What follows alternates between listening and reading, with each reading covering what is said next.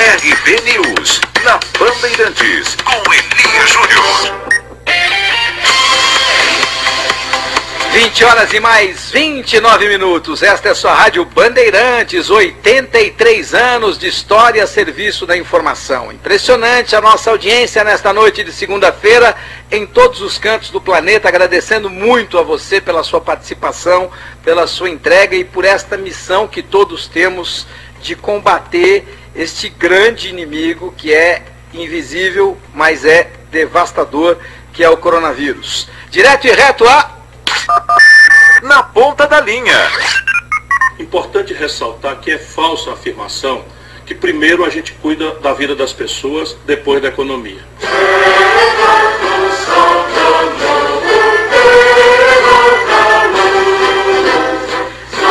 Alô, meu caro Ciro Gomes, ex-deputado, ministro, prefeito, governador. Seja bem-vindo, Ciro, boa noite. Boa noite, Ali. Um forte abraço a você e a todos os que estão nos ouvindo na Bandeirantes.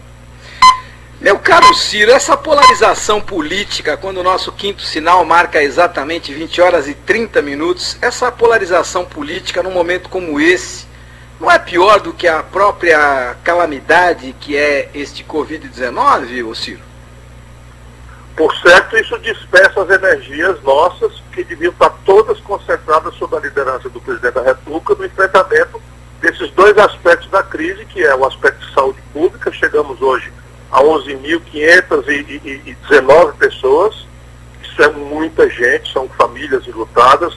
O Brasil passa de 164 mil casos, de 168 mil casos de pessoas contaminadas, e isso tudo impacta numa crise econômica que está dizimando empregos.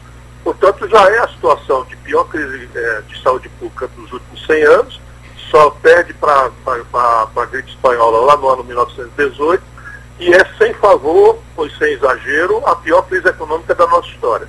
Agregar isso, confusão política, é tudo que a gente não precisava. Não, essa sem dúvida, a gente tem falado, eu tenho até um especialista em economia aqui, que participa do programa todas as noites, e passa muito por isso. Tudo que a gente não precisa é de crise política num momento exatamente como esse. Agora, o senhor tem passagens por vários partidos, com propostas políticas bastante distintas ao longo da sua vida. Isso demonstra um pouco de falta de fidelidade?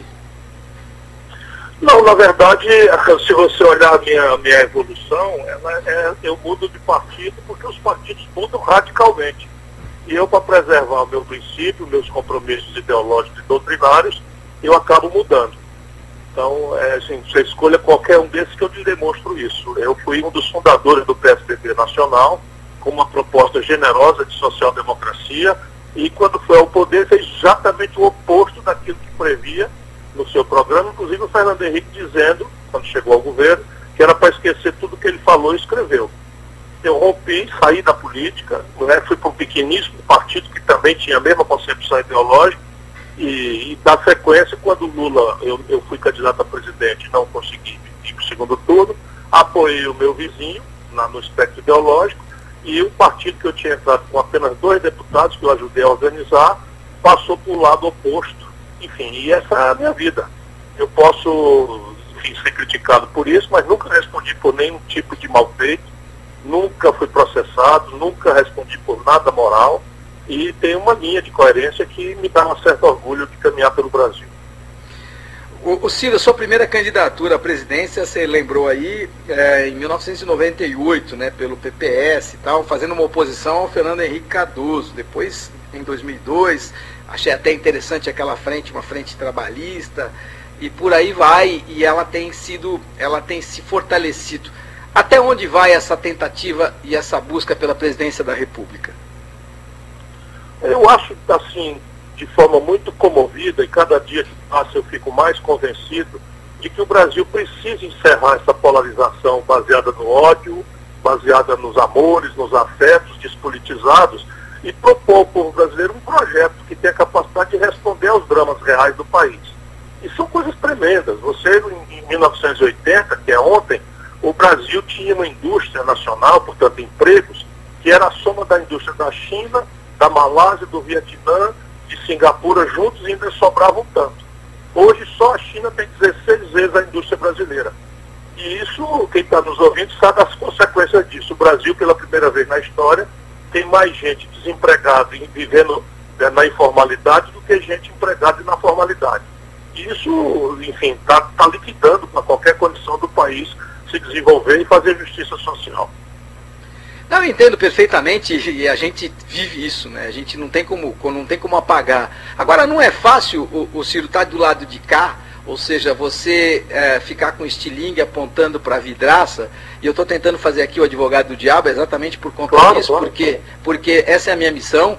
Eu não gosto que a gente use o nosso espaço para fazer palanque. Eu acho importante que a gente tenha diversidade de opiniões, eu acho fundamental que a gente possa ouvir a todos aqueles que pensam o Brasil de uma maneira importante, e eu acredito que você pense o Brasil de uma maneira muito importante, mas é fundamental que a gente tente entender que quando você está de fora, é muito mais fácil encontrar solução para esses imensos problemas que a nação brasileira tem. Aí, quando se pula para dentro, a coisa é completa e totalmente diferente, e a situação e a missão ficam muito maiores, não, Ciro? Olha, Elias, eu acho que esse é o papel da verdadeira imprensa, que, aliás, também tem faltado um pouco ao Brasil, na medida em que dá palanque, ou serva o ódio, ou serva as simpatias despolitizadas que eu estava falando lá atrás. E evidentemente que o papel de falar mal de quem está na situação é muito mais fácil do que o papel de governar. Agora eu recupero o seguinte, você já me apresentou aí, eu vou recuperar. Eu fui prefeito da quinta maior cidade brasileira. E terminei como prefeito de melhor avaliação de capital no Brasil. Eu fui governador do 8º estado brasileiro, ganhei o Prêmio Mundial de Combate à Mortalidade Infantil, lancei as bases porque aquilo que é hoje a melhor educação pública do país. Trabalhei para industrializar o Brasil, não tenho um tipo de desequilíbrio de conta pública quando fui governador. Eu ajudei a fazer a moeda que circula no Brasil hoje, eu sou uma das pessoas que ajudou a fazer o Plano Real na fase crítica de implantação. Portanto, a minha proposta é baseada em realização e em conhecimento profundo das causas do Brasil. Ô Ciro, você foi ministro importante do governo Lula, da integração nacional, aí tem uma trajetória importante que busca mais esse lado à esquerda, ou seja, que busca tentar ser um político que se assemelha mais a quem está à esquerda. E aí, quando nós tivemos a eleição de 2018, a presidência da República, você se absteve de apoiar o Fernando Haddad. Se arrepende disso, Ciro? Não, eu não me abstive, não. Eu apenas não fiz, como não farei nunca mais, campanha para esse lado quadrilha do PT. E eu não falo isso com nenhum prazer, eu falo isso com muita dor. E veja, de novo, eu fui candidato a presidente da República com uma proposta alternativa ao PT, ao lulopetismo e ao Fernando Henrique. Em 98, eu fui candidato a presidente da República em 2002, também com uma proposta alternativa. Como eu não tive a honra de ir para o segundo turno, eu apoiei naquela data porque, vamos lá, o Lula era uma página em branco.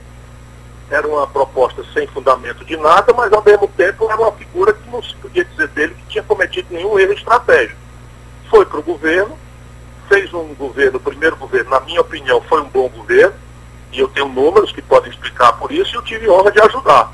Na sequência, no segundo governo, o Lula acabou se deixando levar por esse tipo de proposta, que é a mesma que o Bolsonaro está fazendo agora. Se juntar com tudo que não presta, não para fazer reformas no país ou para mudar a Constituição, para simplesmente ter poder, controlar o Congresso, não ter medo de CPI, não ter medo de impeachment. E aí eu saí, me afastei. E esse é o caminho que eu acredito que nós temos que fazer. Dar oportunidade a quem nunca teve, mas também ter coragem de romper quando a pessoa muda de comportamento. Não é possível que as pessoas neguem, né, a corrupção generalizada e a crise econômica sem precedentes que o PT produziu no Brasil. E eu não tenho nada com isso. Eu ajudei enquanto pude ajudar, na hora que isso virou essa contradição, eu me afastei. A busca desenfreada pelo poder acabou atropelando o Partido dos Trabalhadores, Ciro? Sem dúvida nenhuma. Sem dúvida nenhuma, porque são determinadas coisas. Vamos lá, nós estamos agora em oposição ao Bolsonaro. Então nós estamos criticando que o Bolsonaro está trazendo o Roberto Jefferson, está trazendo o Valdemar Costa Neto, que são réus condenados e tal. Na hora que eu falo, eu tenho uma certa moral. Na hora que o PT fala, qualquer pessoa mostra para ele, olha, mas o Valdemar Costa Neto controlava o DENIT do governo do Lula. O Roberto Jefferson foi a espoleta do mensalão controlava os Correios. E assim o Gedel, que está preso, controlava a diretoria da Caixa Econômica e foi ministro. Assim o Michel Temer Lula imprudentemente e irresponsavelmente colocou na linha de sucessão. Assim o Eduardo Cunha, que está preso, foi levado pelo Lula a presidente da Câmara Federal. E isso é abuso, porque quando a pessoa fica popular demais, acha que pode fazer tudo, que não tem mais que dar satisfação a ninguém, controlou todo o ajustamento político, controlou a central sindical, controlou os estudantes, pronto. Poder demais corrompe demais, isso não tem a menor dúvida. Eu vi isso acontecendo. Agora, Ciro, eu fico me perguntando, eu, presidente da República, eu quero fazer o melhor. Eu tenho o melhor dos objetivos, eu tenho a melhor preparação, eu tenho tudo planejado para fazer o melhor. Mas como é que eu consigo fazer o melhor se eu tenho em algum momento que passar pelo crivo do Congresso e nem sempre esse crivo do Congresso está diretamente relacionado com os melhores princípios e com os melhores objetivos? Como governar? Olha, como toda pergunta inteligente, a sua pergunta traz a semente da resposta. Nós temos dois caminhos para ver. Quais foram os presidentes que tiveram êxito político, que fizeram uma obra extraordinária no Brasil? E como é que eles fizeram? Mais recente é o Itamar, que não negociou com bandalheira, que não tem um único caso de escândalo nenhum, e criou a força política para criar o Plano Real. Lá atrás o Juscelino Kubitschek governou 5 anos, fez uma administração absolutamente extraordinária, tirou do papel a Petrobras que tinha que ser criado pelo Getúlio Vargas, criou Brasília, criou a Belém Brasília, criou a indústria automobilística. Eu ia lhe cansar aos seus ouvintes se eu fosse lembrar a obra do Juscelino. E o Juscelino também não teve nenhum escândalo que pudesse comprometê-lo, terminou o governo popularíssimo. Então, esses dois exemplos são aqueles que me guiam. Agora, como é que a gente imagina que pode resolver esse problema? Antes de propor o voto em si, pedir ao povo que vote nas suas ideias, nos seus projetos. Porque aí você dá um conteúdo de plebiscito à sua proposta. Ao invés de ser vote em mim, como brincando aqui, vote em mim que eu vou lá e deixa que eu chuto, a gente propõe, olha, como é que eu vou resolver o problema da falta de dinheiro, como é que eu vou encaminhar a questão da saúde, como é que eu vou fazer a educação funcionar, quanto é que custa, de onde vem o dinheiro, quem vai pagar. Se você escapar, o voto que foi dado a você e as suas ideias. Isso obriga muito o Congresso Nacional a esse conjunto de ideias. Segundo, o tempo. No Brasil, o presidente da República praticamente tem poder imperial nos primeiros momentos, se ele souber o que quer fazer.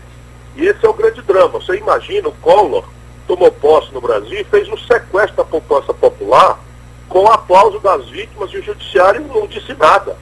Aquilo foi uma violência econômica e jurídica, mas ele fez porque estava recentemente constituída a força que ele tinha. Eu não acho que nós precisamos chegar a tanto. Como é que a gente não precisa chegar a tanto? Propor na primeira hora e propor uma negociação pública. E aí tem determinadas mediações que se provaram historicamente capazes de diminuir as resistências conservadoras. O pacto de governadores. Hoje, em toda tragédia tem um lado bom, dos 27 estados brasileiros, 17 estão quebrados. Portanto, estão completamente sensíveis os governadores a um entendimento grande que ao redor de uma reforma tributária mais justa, de uma reforma, da estrutura política do país, influam ou façam a sua liderança influir na constituição de uma maioria orgânica no Congresso Nacional. Não querendo dizer que é fácil, porque quem tem a experiência que eu tenho tem sempre que dizer que isto é arriscado. Mas é o único caminho por onde você pode ir e tem uma chance de ter sucesso. Mas é duro, né? Porque eu sempre fico observando e tentando buscar, e eu gosto de me colocar no lugar de quem está no problema, né? No meio do problema, porque é muito fácil você só ficar com a benesse. O ônus do problema, as pessoas têm uma tendência natural a se esquecer, têm uma tendência natural a se esquivar, e cada vez que eu fico no meio do olho do furacão, tentando encontrar um caminho, aparece o Centrão lá com 30, 40 deputados, ou mais às vezes, com uma força que fala, olha, eu posso te empurrar para você não cair. E aí você acaba tendo a obrigação de servir a determinados senhores que não gostaria de servir. Mas essa é uma busca que me parece cada dia mais difícil, cada dia mais complicada, porque ela não me parece ter muita saída. Eu não sei se a gente chegou numa situação política em que você, infelizmente, se torna refém. E eu acho muito triste que governantes se tornem reféns. Eu gosto da ideia de que você possa ser julgado pelos seus atos sem que você esteja refém, porque tentando colocar e fazer uma figura de linguagem, é como se você tivesse que tomar uma decisão quando a sua filha está sequestrada.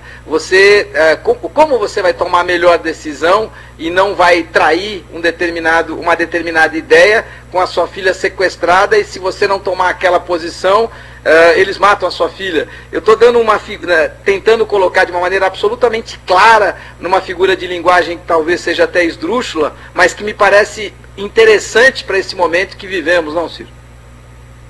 Sem dúvida. Agora vamos raciocinar juntos para entender o quadro que é complexo. O Brasil tem 27 estados, 27 culturas políticas, 27 líderes regionais importantes, que são os governadores, 513 deputados federais. Eu assinei na época que fui deputado uma emenda à Constituição, reduzindo isso para metade, mas nós temos 513 deputados, 32 partidos funcionando no Congresso Nacional, e todos eles lá são eleitos pelo nosso povo. Portanto, entender isso é um imperativo de humildade diante da realidade, diante dos fatos. Adiante, vamos pegar o exemplo agora do Bolsonaro. Qual é a proposta que o Bolsonaro tem para o povo brasileiro, que ele está querendo que o Congresso Nacional vote, e o Congresso Nacional não vota e está chantageando a ponto de negociar com essa turma do Centrão? Não tem esse projeto ali. Esse é o problema, é um projeto de poder. O Lula, no primeiro mandato, não compôs. Foi fácil? Não foi fácil. O escândalo do Mensalão quase derruba o Lula. Mas ele fez uma opção por ficar junto com o povo, não contemporizou, não cedeu e reelegeu-se com a maior folga no primeiro turno. Não é? Então, é um quadro, não se reelegeu no primeiro turno, se reelegeu bem no segundo turno. Não é? Então, a questão básica é essa, reconhecer que o quadro é complexo, que nós temos uma democracia muito fragmentada, partido demais, deputado demais, senador demais, enfim, governadores, cada qual com a sua cultura, e negociar é um imperativo da democracia. A questão é negociar o quê e para quê. Então, a minha proposta é tudo que você puder negociar em cima da mesa, que o povo possa ver e tomar o seu lado, está valendo. Por exemplo, participação de parlamentares no governo, indicação de partidos políticos no ministério, se responder à exigência de competência e de seriedade, nenhum problema de compor. Isso é absolutamente natural na democracia mais madura do mundo. O problema no Brasil é que essa negociação é feita por fisiologia, corrupção. Esse camarada agora que o Bolsonaro indicou para o Denox, no dia que ele indicou, o deputado foi visitado pela Polícia Federal. O cara que já está enrolado em escândalo. Ou seja, esse tipo de negociação é que nós temos que condenar. O Ciro, eu fico pensando aqui que 54 milhões de brasileiros elegeram Jair Bolsonaro. E a gente 57 milhões e 700 mil. 700 mil. Aí eu estava pensando 57 milhões. 57 milhões, mais de 57 milhões. Eu estava pensando aqui que os nossos... talvez a gente esteja num caminho que precisa ser repensado. Porque não é possível que nessa história moderna do Brasil, e eu estava tentando fazer um exercício aqui, talvez eu até possa me enganar, mas eu já tenho 60 anos e estou pensando aqui que nessa história moderna do Brasil, a gente tem 3 presidentes só que terminaram seus mandatos, né? A gente tem o Fernando Henrique, o Lula e o Juscelino Kubitschek.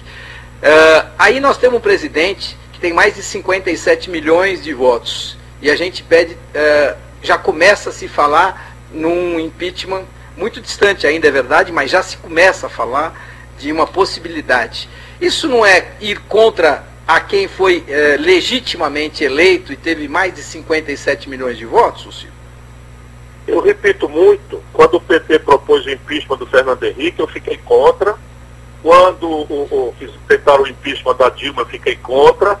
E até muito pouco tempo atrás, eu também era contra a ideia de impedimento do Bolsonaro. Eu mudei de opinião porque eu tenho dito que impeachment é um trauma muito grande e é um remédio que você não pode estar usando de 2 em 2 anos. O impeachment não é remédio para governo ruim. Quando você tem um parlamentarismo, o governo dissolve, você convoca eleições antecipadas e o governo muda, sem trauma. O impeachment é uma punição muito grave quando o presidente da República, de cabeça pensada, a gente fala em direito dolosamente, ou seja, sabendo o que quer, cometeu crime de responsabilidade. E crime de responsabilidade está definido na lei. Pedalada fiscal, por exemplo, não está em lei nenhuma como crime de responsabilidade. Mas o que é o crime de responsabilidade? Atentar contra o regular funcionamento das instituições. Ora, o Bolsonaro foi para a porta do quartel-general do Exército, aproveitando que o judiciário brasileiro não merece o melhor apoio do povo brasileiro, que o Congresso Nacional é muito mal querido pela maioria do povo brasileiro e não faltam razões para isso, mas o Bolsonaro, que jurou defender e fazer cumprir a Constituição, foi para a porta do quartel-general do Exército Brasileiro no dia do soldado, né, confraternizar com gente que estava propondo o fechamento do Supremo, o fechamento do Congresso Nacional, o AI-5, que significa censura à imprensa, fim da liberdade de organizar sindicatos, estudantes, etc.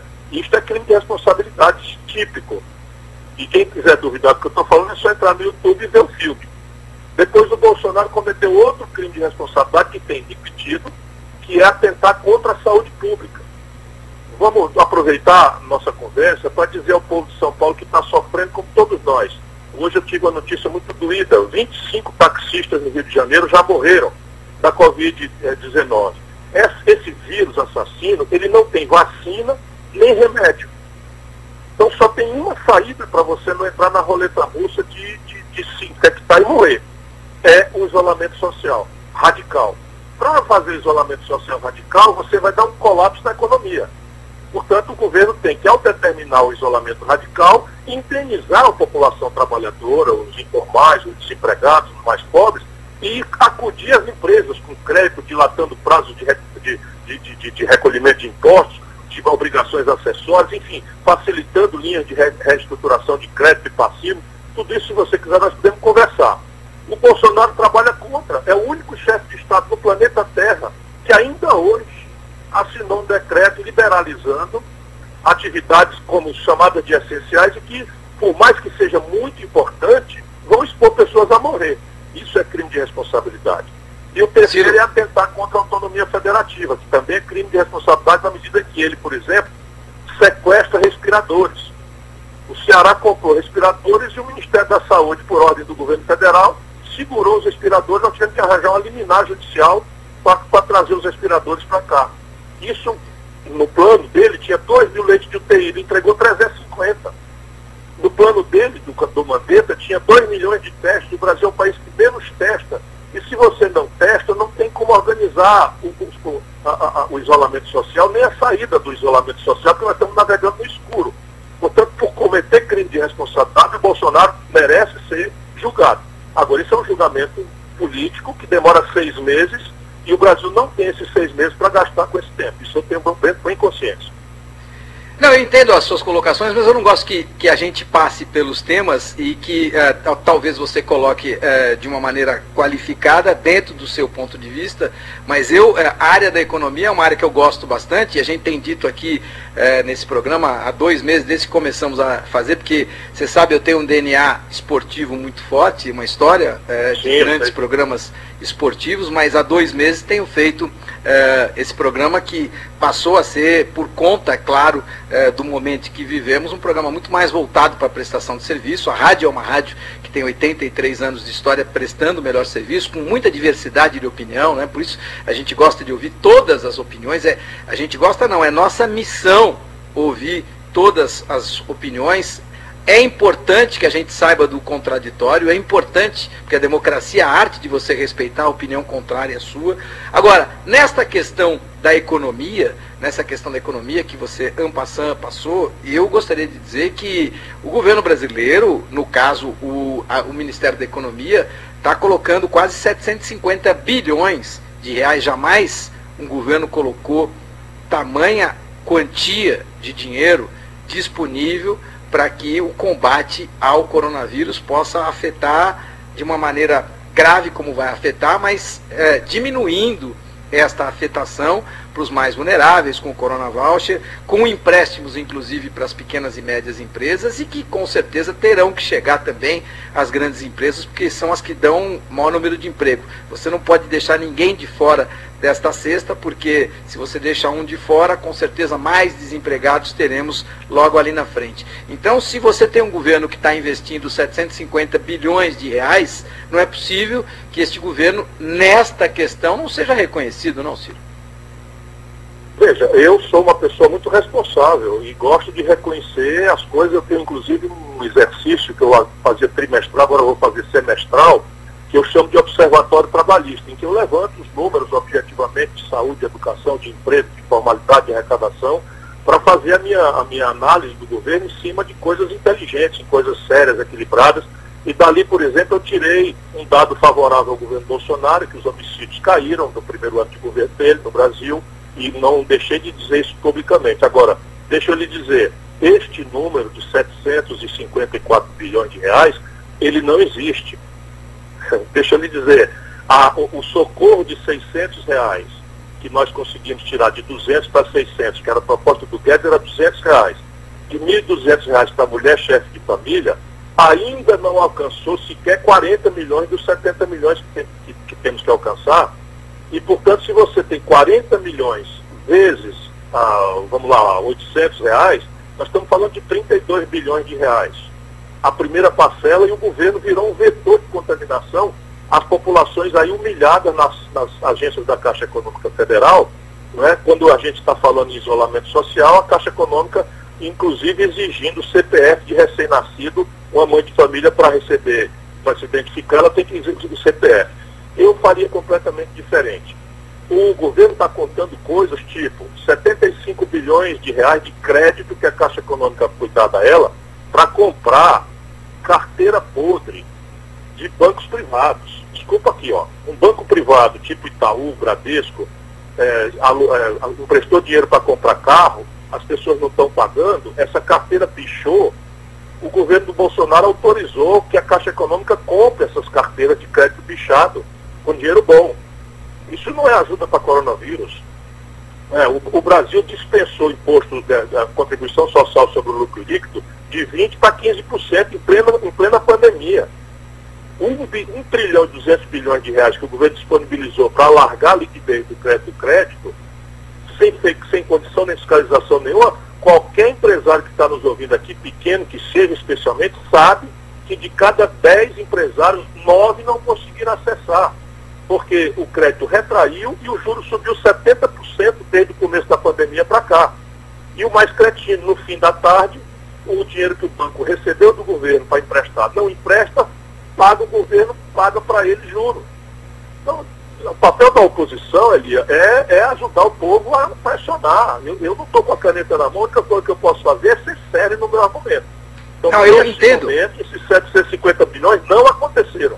Eu entendo as suas colocações, mas me permita, de novo, tentar entender esse processo, porque a nossa vida não é a vida de tentar atacar e jogar a primeira pedra. A nossa vida é de tentar fazer com que a gente possa melhorar. O nosso intuito, o meu pelo menos, sempre foi o de tentar fazer com que mais brasileiros possam ter acesso à água encanada, possam ter acesso a esgoto, possam ter acesso à alimentação básica. Essa é a nossa missão, esse é o nosso intuito. Agora, eu fico de novo me colocando no lugar de quem comanda a Caixa Econômica Federal. Por acaso eu nem conheço o presidente da Caixa Econômica, mas tenho ouvido muitas entrevistas dele em todos os veículos, inclusive aqui.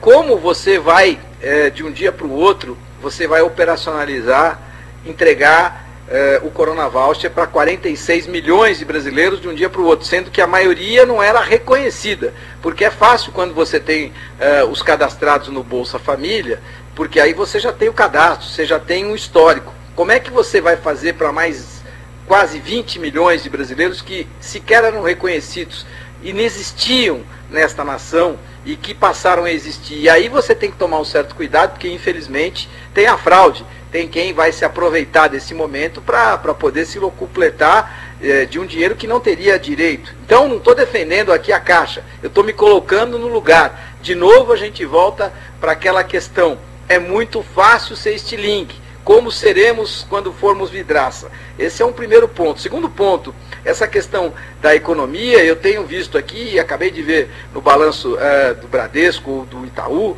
que estão provisionando aí mais de 2 bilhões de reais para devedores que eles acreditam que não vão pagar. Ou seja, não é o governo que vai pagar esse dinheiro. É o próprio banco que está tirando o dinheiro dele para provisionar. Não estou defendendo o banco, não. Eu estou só lembrando que esse tipo de situação está acontecendo. Está acontecendo. Então a gente também, Ciro, entendo perfeitamente que a nossa ideia é de que a gente pudesse habitar um país em que, ao invés de R$600, a gente pudesse estar dando $600 de Corona Voucher a 46 milhões de brasileiros, que o cara teclasse apenas um botãozinho do seu celular e o dinheiro já estivesse no seu aplicativo. Mas, infelizmente, essa não é a realidade. Se você lá estivesse, também teria essa dificuldade ou não? Certamente. Por isso que a minha proposta era completamente diferente disso. Vamos lá, a Caixa Econômica é um patrimônio da sociedade brasileira e merece todo o carinho, todo o respeito nosso, porque eu conheço o papel fundamental da Caixa Econômica. Portanto, eu não estou criticando a Caixa Econômica, muito menos o servidor da Caixa Econômica, que também está se arriscando. Eu estou criticando a formulação do governo. Deixa eu lhe explicar. A minha proposta foi mandada para o governo por escrito, porque eu acho, especialmente na hora de uma pandemia, todo mundo que puder colaborar, e eu tenho muita experiência, eu já administrei epidemia de cólera aqui no Ceará, quando eu fui governador, então eu mandei por escrito. A ideia básica minha é de que nós deveríamos fazer um cartão de débito. Esse cartão de débito iria com o valor dos R$600 pelo correio, para todo mundo na sua própria casa. As pessoas se inscreveriam naturalmente pelo aplicativo. Esse negócio no Brasil de tratar os honestos como fraudulentos potenciais é um erro. Você tem que dizer o seguinte: quem for pilhado em fraude vai devolver por 10 vezes o valor fraudado e vai para a cadeia por 5 anos, no mínimo. E pronto. E entra aqui no cadastro e o governo vai pegar quem fizer fraude. Mas a esmagadora maioria que precisa disso para anteontem, para comer, para dar de comer ao filho, deveria ter recebido um cartão magnético de débito, e eu também teria feito o oposto. Eu teria credenciado a rede, eu fiz isso por escrito lá no princípio de março. Então, deveria se credenciar todos os estabelecimentos essenciais, comida, remédio, roupa e outra coisa que se achasse essencial, porque, disse eu na sugestão por escrito, 40% disso que for comprado nessa rede credenciada voltaria para o governo como imposto. Portanto, fazendo circular, e o credenciamento seria feito mediante a condição das empresas manterem um nível de emprego e de salário dos seus trabalhadores. Então, você minimizaria dramaticamente. Eu também propus que nós pagássemos as 3 parcelas de uma vez só. Por quê? Porque se eu vou credenciar, eu ainda ganho 30 dias. O governo tendo um cartão de débito, o banco só ia cobrar do governo daqui 30 dias, que era o tempo necessário para a gente desvencilhar, por exemplo, R$1.355 bilhões, que é o saldo do Caixa Único do Tesouro Nacional. Ali eu fui ministro da Fazenda. E eu não quero ter vergonha de conhecer as coisas do Brasil, de estudá-las e de propor alternativa. Eu estou dizendo para você, talvez esse choque, nesse momento o governo brasileiro tem no Caixa Único do Tesouro Nacional um saldo de R$1.355 bilhões, e nós não precisamos senão de R$150 bilhões para pagar uma parcela única, economizando R$3 da população nas agências da Caixa Econômica. Em tempos digitais, não tem nenhum sentido isso. Não é culpa da Caixa Econômica, isso é problema do Guedes, que não conhece o Brasil, não conhece os brasileiros, não se dói com a dor do povo, como está aí o Bolsonaro demonstrando. Caramba, 11 mil brasileiros mortos, e o Bolsonaro vai passear de jet ski no Lago Paranoá, em Brasília. Claro que isso não significa nada, o presidente passear de jet ski, mas é um sinal de desapreço, de falta de luto, que não é compatível com esse momento trágico que o povo brasileiro está vivendo. Ô Ciro, você sabe que eu gostei muito do nosso papo, e infelizmente já são 32 minutos, e a nossa ideia era conversar 30 minutos, mas eu fiquei feliz, primeiro porque eu acho que eu consigo colocar as minhas questões e você consegue respondê-las. Segundo que você tem uma fama que eu não gosto, que é de, o Ciro gosta do embate, ou gosta de aproveitar o programa só para fazer palanque, e se ele não tem o palanque, ele trata mal o jornalista. Eu acho que eu pude perguntar tudo aquilo que eu gostaria de perguntar, e você pôde responder da maneira mais educada e competente, me parece. E isso me agrada bastante. E eu, só para terminar, por que esta fama de gostar do embate e de, em alguns momentos, desrespeitar e atacar quem questiona você, Ciro? Isso não corresponde, não. Eu sou um cara firme, tenho convicções muito sólidas, as minhas ideias estão na minha cabeça, até a hora que uma ideia melhor não surja. Nunca processei, por exemplo, um jornalista.